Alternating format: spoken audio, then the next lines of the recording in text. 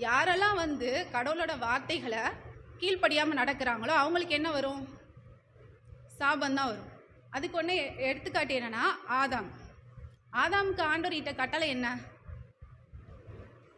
அந்த எல்லா பழத்தையும் சாப்பிடலாம், நடுவில் பழத்தை மட்டும் நீ என்ன செய்யக்கூடாது, சாப்பிடக்கூடாது.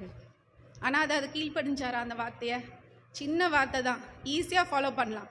ஆனால் ஃபாலோ பண்ணாரா? இல்லை. அவரோட மனைவிக்கு அது பார்க்குறதுக்கு நல்ல பளபளன்னு புசிப்புக்கு இனிமையாக இருக்குன்னு சொன்னோன்னே அவங்க அதை சாப்பிட துணிஞ்சிட்டாங்க. அவங்க மனைவி பேச்சை கேட்டு இவரும் சாப்பிட துணிஞ்சிட்டாரு.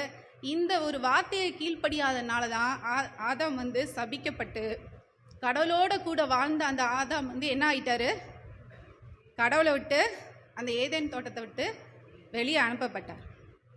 இந்த ஆதாமுக்கு கிடைச்சது என்ன அப்படின்னா சாபம். நீ வாழ்நாள் ஃபுல்லாக உன் மனைவிக்காக பாடுபடணும். மனைவிக்கு சாபம்.